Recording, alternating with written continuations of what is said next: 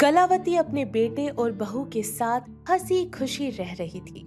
कलावती का बेटा रमाशंकर गांव में ही मुखिया के खेतों में काम करता था और अपने घर को चला रहा था और उसकी शादी को भी अभी 1 ही साल हुआ था। लेकिन इन कुछ दिनों में कलावती अपने बेटे में बदलाव देखती है कि वो अपनी माँ के पास ना तो बैठता था और ना ही ठीक से बात करता था। एक रोज देर रात जी मैं तो कहती हूँ माँ जी को वृद्धाश्रम छोड़ाओ। मुझसे अब माँ जी की सेवा नहीं होती है और आप तो जानते हो उन्हें टीबी की बीमारी है। देखिए कल को हमारे बच्चे भी होंगे और उन्हें भी हो गई तो। तुम्हारी बात तो ठीक है, लेकिन मैं माँ को थोड़ी कह सकता हूँ कि मैं उन्हें वृद्धाश्रम छोड़ने जा रहा हूँ। वैसे तो माँ कितने ही दिन और जिएंगी, कल मरती है, मैं तो कहता हूँ आज ही मर जाए। ये भी आप ठीक कह रहे हैं। एक काम करिए, आप ना उनकी दवा लाने के लिए मना कर दिया करो। उनसे कह दिया करो नहीं नहीं माँ, मैं शहर नहीं जाने वाला दवा लाने के लिए।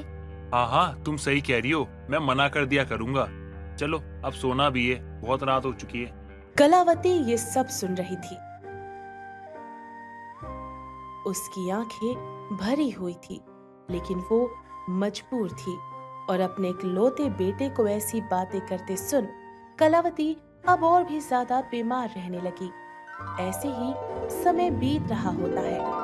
एक रोज कलावती अपनी बहू महिमा से कहती है, अरे कौन है तू और मेरे घर में क्या कर रही है मुई? माँ जी आप ठीक तो है? ये कैसी बातें कर रही हो आप? कहीं आपका दिमाग काम करना तो नहीं बंद कर रहा है? एक तो बेकार में मेरे घर में घुस आई और मुझसे अपनी कैची जैसी जुबान भी लड़ा रही है। लगता है माँ जी का आखिरी समय चल रहा है। माँ जी मुझे अपनी बहू को भूल ही गई हैं। अरे कलावती काकी, क्या हुआ? आप अभी इतना चिल्ला क्यों रही थी? आपकी ही बात सुनकर मैं यहाँ पे आई हूँ। अरे रज्जो, अच्छा हुआ जो तू यहाँ आ गई। देखना ये औरत ना जाने कौन है और मेरे घर में घुसी चली आ रही है। अरे काकी, ये आप कैसी बातें कर रही हैं? ये तो आपकी बहू महिमा है। लगता है काकी की काफी समय से तबीयत खराब है और उनकी दवा चल रही है तो दिमाग पर असर कर गई है। अरे कौन बीमार था और कौन सी किसकी दवा चल रही थी?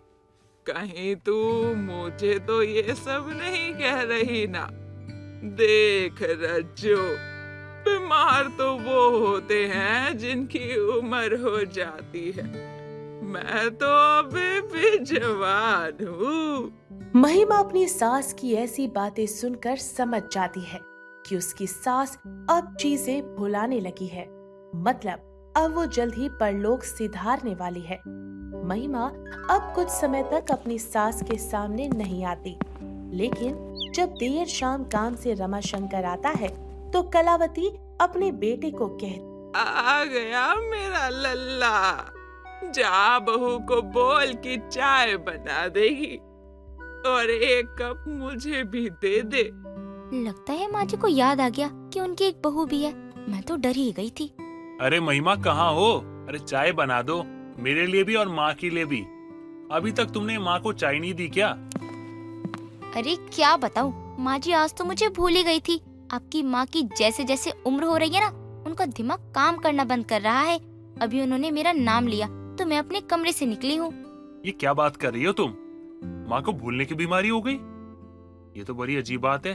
अब देर शाम माँ बेटे बैठे बाहर चाय ही पी रहे होते हैं, तभी वहाँ गांव का केदार आता है और कलावती को देख के कहता है, काकी जल्द ही आपके पैसे लौटा दूंगा। वो क्या है ना, एक तो मालिक समय पर पगार नहीं देता और घर के खर्चे भी कम नहीं है। आप तो जानती ही है ना काकी। जाता है या चप्पल की छाप खाकर जाएगा? कौन है तू और कौन से पैसे? रमा बेटा, भगा इस काले कुत्ते को यहाँ से। आज सुबह से ना जाने ऐसे लोग मिल रहे हैं जिन मनहूसों को मैं जानती तक नहीं। अरे अरे ये क्या कर रही हो कलावती काकी? आप मुझे नहीं पहचान रही हो? मैं केदार, जो उस दिन 100 रुपए लेकर गया था सब्जी लेने के लिए। देख भाई, तूने जितने पैसे माँ से ले रखे हैं ना, वो मुझे दे दियो। माँ को भूलने की बीमारी हो गई है। लगता है कल ही डॉक्टर के पास लेके जाना पड़ेगा। आज सुबह से तो बहुत कुछ भूल गई। केदार जब ये सुनता है कि कलावती काकी को भूलने की बीमारी हो गई है तो उसकी खुशी का ठिकाना नहीं रहता। अब वो अपने घर की तरफ जाते हुए खुद से कहता है, क्या बात है भुलक्कड़ बुढ़िया, मैंने तो बुढ़िया से 10,000 लिए थे, लेकिन मैं भी कम तेज नहीं हूँ। एक पल में कह दिया 100 रुपए दे जाऊंगा। क्या बात है केदार बेटा, तू तो बहुत समझदार है। अब धीरे धीरे ये बात सबको पता चलने लगती है कि कलावती को भूलने की आदत हो गई है और सभी कलावती को भुलक्कड़ बुढ़िया कहकर भी पुकारने लगे थे।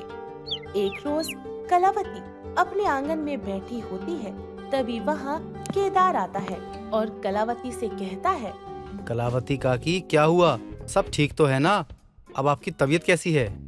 अरे एकदम ठीक है अब मेरी तबीयत। बोले तो पुशअप लगा के दिखाऊं।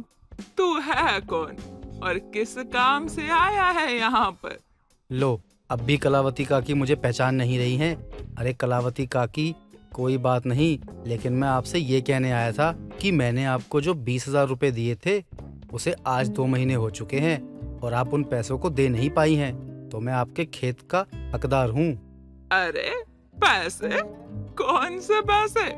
500 1000 के पुराने नोट की बात कर रहा है क्या? और कौन है तू?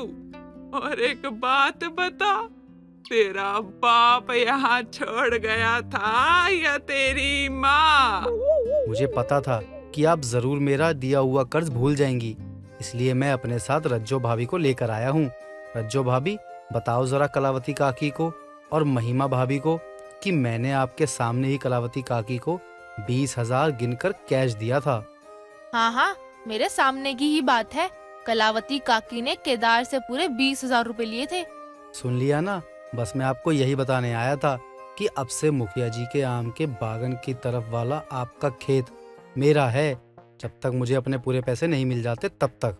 अरे माँ जी को अभी कुछ याद नहीं है, आप इतना बड़ा फैसला कैसे ले सकते हो? नहीं नहीं, ऐसा कुछ भी नहीं है। और माँ जी इतना पैसा लेकर क्या करेंगी?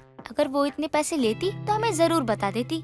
मुझे कुछ नहीं पता, मैं झूठ थोड़ी ना बोल रहा हूँ। तो क्या रज्जो भाभी भी झूठ बोल रही है अगर मैं झूठ बोल रहा हूँ? उनका तो आपके घर आना जाना लगा ही रहता है। केदार सिर्फ और सिर्फ कलावती के भूलने की बीमारी का फायदा उठा रहा था।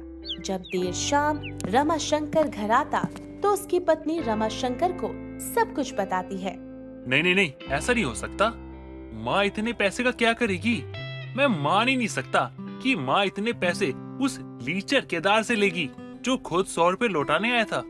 मैं तो कहती हूँ हमें माँ से घर की जमीन के कागज लेने होंगे और उनको बेचकर माँ को यहीं छोड़कर चले जाते हैं। लेकिन ये ठीक भी तो नहीं है ना महिमा, हम माँ को इस हालत में छोड़ भी तो नहीं सकते। तो क्या हम उस केदार का कर्जा चुकता करते रहे? नहीं नहीं, मैं ऐसा कुछ भी नहीं कर सकती हूँ। हम पूरी जिंदगी भी कमाए ना तो ब्याज के साथ केदार का कर्जा नहीं चुका सकते हैं। अब रमाशंकर भी अपनी पत्नी की बातों में आ जाता है और वो अपनी माँ से घर जमीन के कागज मांगता है। माँ, जमीन के कागज दे दो मुझे। वो केदार ने जो जमीन लिया है ना, उसके सिलसिले में कुछ काम था। अरे वो तो मैं कहीं रख कर भूल गई। मुझे सच में याद नहीं कि वो कागज कहाँ रखा है मैंने। अब रमाशंकर और महिमा पूरे घर में उस कागज को ढूंढते हैं, लेकिन उन्हें वो कागज कहीं नहीं मिलता। अब देर शाम कलावती अपने बेटे बहू को बुलाकर कहती है, तुम दोनों मुझसे परेशान हो, मेरे साथ नहीं रहना चाहते अब मेरे बच्चे। ये मुझे अच्छे से पता है, ये बाल धूप में सफेद नहीं किए मैंने। ये घर जमीन सब तुम्हारा है। और ये जो भूलने की बीमारी थी मेरी, वो तो मैं नाटक कर रही थी बच्चों। मैंने खुद को भुलक्कड़ क्या बताया। यहाँ तो अपने गैरों ने भी मुझे लूटने में कसर नहीं छोड़ी। माँ ऐसी बात नहीं है माँ, ये सब इस महिमा ने मेरे दिमाग में डाला है। माँ मुझे माफ कर दो माँ।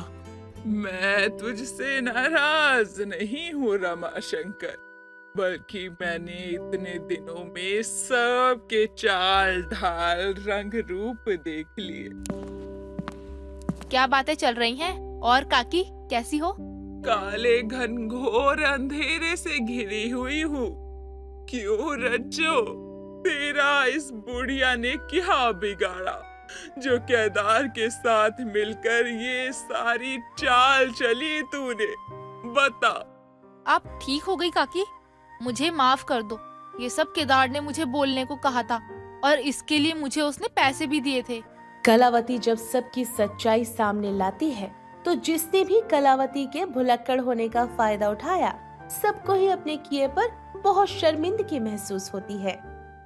रितु अपनी गरीब माँ के साथ रहा करती थी। रितु की माँ अक्सर बीमार रहा करती थी, पर रितु अपने पापड़ बेचकर अपने घर और अपनी माँ का इलाज करवाया करती। ऐसे ही एक दिन रितु मार्केट में अपने पापड़ बेचने जाती है। पापड़ ले लो पापड़, सस्ते अच्छे और ताजे पापड़ ले लो। पापड़ प्योर सूजी के पापड़ ले लो। मेरे पापड़ में कभी मिलावट नहीं मिलेगी। एक बार खाओगे तो बार बार आओगे। पापड़ वाले की आवाज सुनकर गली की सारी औरतें बाहर आती हैं और रितु से पापड़ लेती हैं। बहन, पापड़ कैसे दिए तुमने? बहन, पापड़ 20 रुपए का एक पैकेट है। मैं आपको गारंटी दे रही हूँ कि आपको मेरे पापड़ सच में बहुत अच्छे लगेंगे। अच्छा ऐसा है तो आप मुझे 2 पैकेट पापड़ दे दीजिए। ठीक है बहन, अभी देती हूँ। इस तरह रितु उस औरत को 2 पैकेट पापड़ दे देती है, जिसके बाद लगभग रितु के सारे पापड़ बिक जाते हैं। ये देख रितु खुश होती है और खुशी से वो खुद से कहती है, अरे वाह, आज तो सारे पापड़ बिक गए और आज अच्छी कमाई भी हो गई। मैं जल्दी ही घर जाकर दोबारा पापड़ बना सकती हूँ ताकि मैं कल और ज्यादा पापड़ के पैकेट ला सकूं। अगर मैं ऐसा करूँगी तो क्या पता मेरी और अच्छी कमाई हो जाए। ज्यादा पापड़ बनाकर ज्यादा पापड़ बेचने की चाह में रितु अब जल्दी घर आती है और सूजी द्वारा अपने पापड़ बना देती है और खाट पर सुखाने लगती है। इतने सारे पापड़ देखकर रितु की माँ रितु से कहती है, रितु, तुम आज इतने सारे पापड़ क्यों बना रही हो? और तो और आज तुम पापड़ बेच के बहुत जल्दी घर आ गई। सब ठीक तो है ना बेटा? हाँ माँ, सब ठीक है। और आपको पता है आज मैं जल्दी क्यों आई हूँ? नहीं बेटा, मैं वही तो तुझसे पूछ रही हूँ कि आखिर तू इतनी जल्दी क्यों आ गई और घर आकर सीधा पापड़ बना रही है। आखिर क्या बात है? माँ, आपको पता है आज आधे ही दिन में मेरे सारे पापड़ बिक गए। और जरा सोचो, मैं ज्यादा से ज्यादा पापड़ बेचूंगी तो हमारा कितना मुनाफा होगा।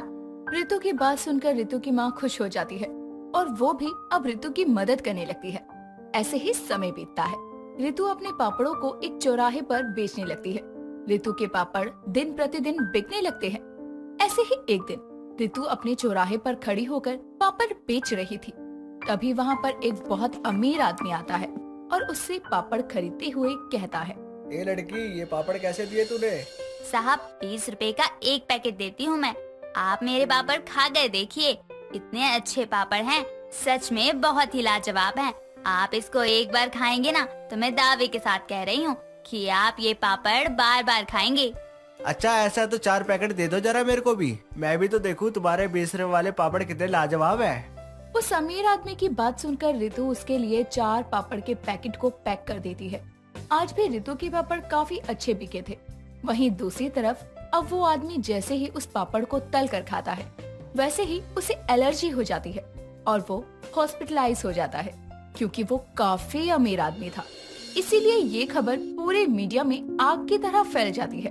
अब जब लोगों को ये बात पता चलती है तो रितु द्वारा बनाए गए पापड़ में मिलावट है, तो लोगों के मन में रितु के लिए गुस्सा पनप जाता है। इस बात से अनजान रितु हर रोज की तरह आज भी अपने चौराहे पर अपने पापड़ लेकर पहुंच जाती है। तभी वहाँ पर कुछ लोग आकर उसको पत्थर मारते हैं और उनमें से एक औरत कहती है, यही वो मनहूस है ना जिसकी वजह से वो बेचारा आदमी आज हॉस्पिटलाइज हो गया। इन गरीब लोगों की औकात ही यही होती है। थोड़ा सा पैसा क्या मिल जाता है, ये लोग चीजों में मिलावट करना शुरू कर देते हैं।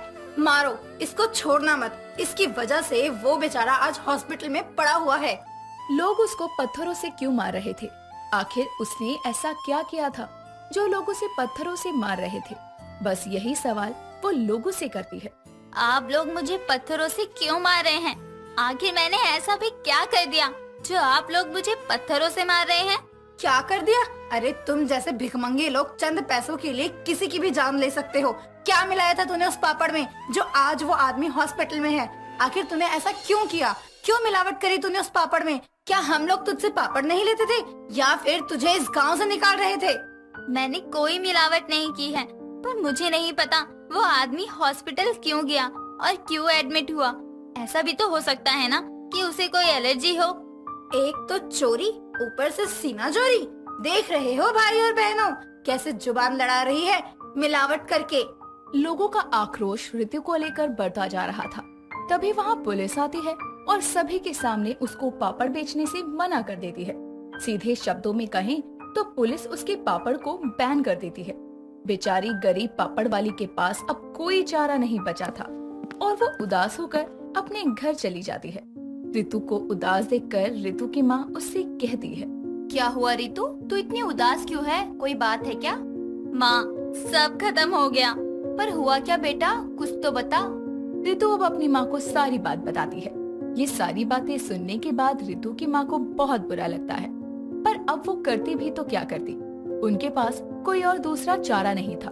पर फिर भी ऋतु की माँ उसे संभालते हुए कहती है, बेटा तू फिक्र मत कर, अगर भगवान एक रास्ता बंद करता है तो दूसरा रास्ता जरूर खोलता है, और क्या पता उन्होंने हमारे लिए कुछ अच्छा सोचा हो। ऋतु कुछ नहीं बोलती और चुपचाप अपने कमरे में चली जाती है। ऐसे ही दिन बीतने लगते हैं और एक दिन ऋतु के घर के आगे एक बड़ी सी कार आकर खड़ी होती है। उसमें से एक बहुत अमीर लड़का निकलता है और ऋतु की माँ से कहता है, नमस्ते आंटी जी, क्या ये ऋतु का घर है? हाँ, पर आप कौन हैं और मेरी बेटी के बारे में क्यों पूछ रहे हैं? आंटी जी, मैं वीर हूँ और मैं ऋतु को काफी समय से ढूंढ रहा हूँ। आखिरकार मुझे ऋतु का एड्रेस मिल ही गया। मुझे उससे मिलकर बात करनी है। अगर आप मेरी बात ऋतु से करवा देती तो आपकी बहुत मेहरबानी होती। वीर ऋतु की माँ से बातें कर ही रहा था कि तभी वहाँ ऋतु आवाज लगाते हुए आती है। माँ कौन है? बेटा ये कोई वीर है और तुझसे मिलने की बात कर रहा है। जी कहिए, मैं ही ऋतु हूँ। ऋतु जी, मैं एक पापड़ की कंपनी से आया हूँ और मेरी कंपनी को हाथों के बने पापड़ों की रेसिपी चाहिए। साथ ही मैंने एक बार आपसे पापड़ खरीदा था और जब मैंने उस पापड़ को खाया ना तो वो मुझे बहुत टेस्टी लगा। मैंने ऐसे पापड़ कभी नहीं खाए। अगर आप मेरी कंपनी में अपना सहयोग दे तो। आप यहाँ मेरा मजाक बनाने आए हैं? अगर आप इसलिए यहाँ आए हैं तो आप जा सकते हैं। नहीं नहीं ऋतु जी, मैं आपका मजाक क्यों बनाऊंगा। मुझे सच में आपसे हाथ मिलाना है। मैं चाहता हूँ कि आप मेरी कंपनी में पार्टनरशिप में काम करें। मेरे बनाए हुए पापड़ बैन हो गए हैं, क्या आपको ये नहीं पता? ऋतु के पापड़ बैन हुए हैं पर काम नहीं। कोर्ट की तरफ से कोई नोटिस नहीं आया था और न ही आपकी कोई कंपनी थी जो बैन होने के बाद अब उसको दोबारा नहीं चला सकती हो। आपके पास एक सुनहरा मौका है ऋतु जी। मैं आपको सोचने का समय दूंगा। ये मेरा नंबर रख लीजिए। जब आपको लगे कि आपको मेरे साथ काम करना चाहिए तब आप मुझे कॉल कर लेना। इतना बोलकर वीर वहाँ से चला जाता है, पर उसकी बात सुनकर ऋतु की माँ ऋतु से कहती है, ऋतु बेटा, उसके साथ हाथ मिला ले। घर आई लक्ष्मी को चौखट से वापस नहीं करना चाहिए, इसीलिए तू उससे हाथ मिला ले। ऋतु अपनी माँ की ये बात सुनकर सहमत हो जाती है और वो वीर को कॉल करके कहती है, हेलो वीर, मैं आपके साथ काम करने के लिए तैयार हूँ। ठीक है, तो मैं कल आपको लेने के लिए आता हूँ और अपनी कंपनी भी दिखाता हूँ। अगले दिन अब वीर ऋतु के घर आता है और उसको अपनी कंपनी दिखाता है। साथ ही अपने सभी कारीगरों को ये कहता है कि वो कंपनी की दूसरी ऑनर है। इस तरह ऋतु भी उस कंपनी में अपना बेस्ट देने लगती है। समय गुजरता है और समय के साथ साथ ऋतु और वीर की कंपनी आसमान छूने लगती है। जब से ऋतु आई थी, वीर की कंपनी दिन दोगुनी और रात चौगुनी तरक्की कर रही थी। साथ ही वीर को ऋतु से प्यार हो जाता है और आने वाले कुछ ही महीनों में वीर ऋतु से शादी कर लेता है और इस गरीब पापड़ वाली की किस्मत चमक जाती है। काव्या, जो अपनी माँ नेहा के साथ रहा करती थी। नेहा काफी अमीर थी। बस इसी बात का घमंड नेहा के सर पर चढ़कर बोल रहा था। नेहा बस उनसे ही बात करती जो अमीर हुआ करती। नेहा के अंदर अमीरी का घमंड इतना था कि वो अपनी बेटी काव्या को अपने गरीब पिता मोहित से मिलने नहीं देती थी। जी हाँ, मोहित। अब आप सोच रहे होंगे कि जब माँ इतनी अमीर है तो पिता गरीब कैसे हो सकता है। तो बता दें कि मोहित एक गरीब बाप है और गरीबी के चलते ही नेहा ने मोहित को छोड़ा था। ऐसे ही एक दिन काव्या अपनी माँ से कहती है, माँ, पिताजी हमारे साथ क्यों नहीं रहते? क्योंकि बेटा तुम्हारे बाबा गरीब और फटीचर है ना, इसलिए अब तुम अपना ही स्टैंडर्ड देख लो और दूसरी तरफ अपने बाप को देख लो। पर माँ, हम पिताजी को भी तो हमारे साथ इस घर में रख सकते हैं ना? बेटा रख तो सकते हैं, पर उनके अंदर अमीरों वाला सेंस नहीं है ना। वो हर जगह देहातों टाइप की हरकतें करते हैं, जिससे मेरी इंसल्ट हो जाती है। पर माँ, हम पिताजी को सिखा भी तो सकते हैं ना। आपको पता है माँ, मुझे पिताजी की बहुत याद आती है। क्या आपको नहीं आती? काव्या, फालतू की बातों पर ध्यान नहीं देना चाहिए। चलो तुम्हारा ट्यूशन जाने का समय हो रहा है, इसलिए तुम ट्यूशन जाओ। नेहा काव्या की बातों को काट देती है और उसको ट्यूशन भेज देती है। पर काव्या को अपने गरीब पिता से मिलने का बहुत मन हो रहा था, बस इसीलिए वो ट्यूशन नहीं जाती और अपने पिता के घर गाड़ी मुड़वा देती है। तभी गरीब पिता के पास जाकर काव्या मोहित से कहती है, पिताजी देखो आपसे कौन मिलने आया है। अपनी बेटी की आवाज सुनकर मोहित पीछे पलटता है और उसको अपने छोटे से घर में देखकर बहुत खुश होता है। उसको देखकर उसकी आंखें भर आती है।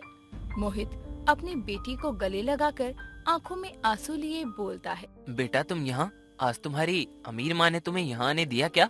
नहीं पिताजी, माँ तो मुझे यहाँ आने ही नहीं दे रही थी, पर मेरा आपसे मिलने का बहुत मन था। अगर नेहा तुम्हें यहाँ नहीं आने दे रही थी तो तुम यहाँ कैसे आई? ड्राइवर अंकल को बोलकर पापा मैं आपसे मिलने के लिए ट्यूशन नहीं गई। बेटा ये बहुत गलत बात है। तुम अपने पिता के लिए अपनी पढ़ाई को मिस नहीं कर सकती। अगर ये बात तुम्हारी अमीर माँ को पता चल गई ना तो वो आपसे बहुत नाराज होंगी। पिताजी, माँ को कुछ पता ही नहीं चलेगा, मैं माँ को कुछ बताऊंगी ही नहीं। काव्या अपने पिता से ये बोल ही रही थी कि तभी पीछे से नेहा अपनी कार से निकलती है और काव्या से कहती है, क्यों काव्या, माँ को पता नहीं चलेगा? तुम भूल गई क्या कि तुम्हारी माँ के पास काफी पावर्स है, वो कुछ भी कर सकती है और तुम अपना ट्यूशन छोड़कर अपने गरीब फटीचर बाप से मिलने आई हो। मोहित, तुम्हें जरा भी शर्म नहीं है ना? अपनी बेटी की पढ़ाई छुड़वा कर तुम इसको मेरे खिलाफ भड़का रहे हो। अरे तुम खुद काबिल नहीं हो सके तो कम से कम इसको तो काबिल बनने दो। नेहा, मैंने इसको यहाँ नहीं बुलाया, बल्कि ये तो खुद यहाँ आई है। हाँ माँ, पिताजी सच बोल रहे हैं। पिताजी को पता भी नहीं था कि मैं यहाँ आने वाली हूँ। बस करो काव्या, तुम बहुत बिगड़ रही हो। वो तो अच्छा है मैंने तुम्हारे फोन की लोकेशन ऑन कर रखी थी, जिस वजह से मुझे पता चल गया कि तुम यहाँ अपने गरीब बाप से मिलने आई हो। चलो अब यहाँ से, नहीं तो तुम्हारे लिए अच्छा नहीं होगा, समझी तुम? और तुम मेरी बेटी से दूर रहना, समझे? इसी में तुम्हारी भलाई होगी। नेहा काव्या का हाथ पकड़कर उसे घर ले जाती है और उसे धमकाते हुए कहती है, खबरदार अगर तुम दोबारा अपने गरीब बाप के पास गई तो। माँ, आखिर क्यों आप पिताजी से अलग रहती हैं और क्यों नहीं मिलने देती आप मुझे मेरे पिताजी से? मुझे आपसे ज्यादा अपने पिता के साथ रहना अच्छा लगता है। उसकी ये बात सुनकर नेहा को बहुत गुस्सा आता है और वो उसको एक जोरदार थप्पड़ मारती है और अपने कमरे में चली जाती है। उस दिन के बाद से अब ना काव्या अपने पिता से मिलती और ना ही जिद करती। देखते ही देखते पूरे 10 साल गुजर जाते। अब काव्या बड़ी हो गई थी, पर नेहा अभी भी अपने पति यानी काव्या के पिता से दूर रहा करती। बस यही बात काव्या को हजम नहीं होती थी और वो खुद से कहती है, आखिर माँ पिताजी से दूर क्यों रहती है? बचपन से देख रही हूँ माँ पिताजी से बहुत दूर रहती है। आखिर माँ बाबा के दूर होने का कारण क्या हो सकता है? आखिर क्यों माँ बाबा साथ नहीं रहते? जो भी है मुझे इसका पता लगाना ही होगा, और ये किसी और से नहीं बल्कि मेरे पिताजी से ही पता चलेगा। काव्या अब अपने पिता के पास जाने का मन बना लेती है और अगले दिन काव्या अपने पिता के घर जाती है, जहाँ वो देखती है कि उसके पिता खटिया पर पड़े हुए हैं। उनको ऐसे देखकर काव्या भागते हुए अपने पिता के पास जाती है और अपने पिता से कहती है, पिताजी ये क्या हुआ आपको? आप इस तरह? कुछ नहीं बेटा, बस थोड़ा सा बीमार हूँ, अभी दवाइयाँ लगा लूंगा तो ठीक हो जाऊंगा। पिताजी क्या ये बात माँ को पता है? नहीं बेटा, मैंने उसको कुछ नहीं बताया, और तू भी यहाँ से चली जा, क्योंकि मैं नहीं चाहता जो आज से 10 साल पहले हुआ था वही हंगामा दोबारा हो। नहीं होगा पिताजी, पिछली बार माँ ने मुझे ट्रैक किया था, पर इस बार माँ को मैं खुद बुलाऊंगी। इतना बोलकर अब काव्या अपनी माँ को कॉल करती है और अपनी माँ को मोहित के बारे में सब कुछ बताती है। माँ, मैं आपसे उम्मीद करूंगी कि आप अपने पति से मिलने जरूर आएंगी। मैं नहीं आऊंगी और तू भी वहाँ से वापस आ जा, समझी? नहीं माँ, आज मैं नहीं आऊंगी, और आज ही नहीं बल्कि अब मैं अपने पिता के पास ही रहूंगी, क्योंकि अब मैं अडल्ट हो गई हूँ, इसलिए मुझे पूरा अधिकार है खुद के फैसले लेने का। इतना बोलकर काव्या कॉल कट कर देती है और अपने पिता से कहती है, पिताजी आखिर क्यों आप लोग अलग है? आखिर क्या वजह है जो माँ इतनी अमीर है और आप? बेटा पैसा बोलता है, आज से 20 साल पहले की बात, जब तेरी माँ की मुझसे शादी हुई थी, मेरे पास किसी चीज़ की कमी नहीं थी। पर फिर एक समय आया जब मेरा सब कुछ डूब गया और मैं रोड पर आ गया। समय यूं ही गुजरता गया और गरीबी में तुम हुई, पर मैं कुछ नहीं कर पा रहा था। यूं कहें कि मुझे कहीं काम नहीं मिल रहा था, जिस वजह से मैं तुम्हारा और तुम्हारी माँ को नहीं पाल पा रहा था। उसी दौरान तुम्हारी माँ को एक एडवर्टाइजमेंट कंपनी में मॉडल के तौर पर हायर किया गया, जिस वजह से उसका बैठना उठना अमीरों के साथ होने लगा। उसने बहुत तरक्की की, पर वो उस चकाचौंध दुनिया में ये भूल गई कि उसकी एक छोटी बेटी और पति भी है। जब मैंने उसको ये बात कही तो हम दोनों के बीच काफ़ी झगड़ा हुआ और वो तुम्हें लेकर मुझसे अलग हो गई। बेटा, मैंने उसको बहुत कहा कि हम दोनों फिर से एक हो जाते हैं। अगर उसे मेरे साथ नहीं रहना तो कोई बात नहीं, पर मुझे तुमसे मिलने दिया करे। पर शायद उसको पैसों का घमंड आ गया था और उसने मुझे तुमसे भी दूर कर दिया। अपने पिता की बात सुनकर काव्या की आंखों में आंसू आ जाते हैं और वो अपने बाबा को गले लगाकर कहती है, पिताजी आप चिंता मत कीजिए, आपकी बेटी अब आपके साथ ही रहेगी। जैसे माँ ने आपको अपनी बेटी के लिए तरसा है, ठीक उसी तरह मैं भी अब उनको उनकी औलाद के लिए तरसा दूंगी। पिताजी अब मैं आपके साथ ही रहूंगी। माँ ने आपका साथ छोड़ दिया था तो क्या हुआ, पर आपकी बेटी आपका साथ कभी नहीं छोड़ेगी। इस तरह काव्या अपने पिता को गले से लगा लेती है। समय गुजरता है पर काव्या अपनी माँ के पास वापस नहीं जाती। तो वहीं दूसरी तरफ समय के साथ मोहित की तबीयत अब दिन पर दिन बिगड़ती जा रही थी। काव्या अपने पिता के लिए हर वो कोशिश कर रही थी जिससे उसके पिता बच जाए। ऐसे ही एक दिन जब नेहा अपनी बेटी के बिना नहीं रह पाती, तब वो मोहित के घर आती है, जहां वो देखती है कि मोहित अपनी आखिरी सांसें ले रहा है। उसको ऐसे देखकर और साथ ही अपनी बेटी के दूर होने के गम को वो अब सह नहीं पाती और मन ही मन उसके दिल में मोहित के लिए प्यार उजागर हो जाता है और वो मोहित को गले से लगाकर रोते हुए कहती है, मोहित जी, मुझे माफ कर दीजिए, मैं बहुत गलत थी। आज जब मेरी बेटी मुझसे अलग हुई तो मुझे पता चल रहा है कि संतान से दूर होने की क्या पीड़ा होती है।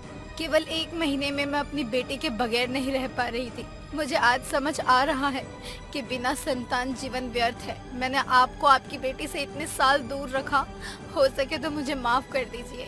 कोई बात नहीं नेहा, तुम्हें तुम्हारी गलती का एहसास हो गया, बस मेरे लिए इससे बड़ी बात और क्या हो सकती है। काव्या बेटा, तू मुझसे वादा कर कि मेरे जाने के बाद तू अपनी माँ का साथ कभी नहीं छोड़ेगी। मैं वादा करती हूँ पापा। मोहित जी, मैं आपको कुछ नहीं होने दूंगी, आपको कुछ नहीं होगा। नेहा ये सब बोल रही थी कि तभी मोहित अपना दम तोड़ देता है, जिसके बाद नेहा को पछताने तक का मौका नहीं मिल पाता। दोस्तों, अगर आपको ये कहानी पसंद आई तो इसे लाइक करें, शेयर करें और कमेंट करके बताएं कि कहानी में आपको सबसे अच्छा क्या लगा।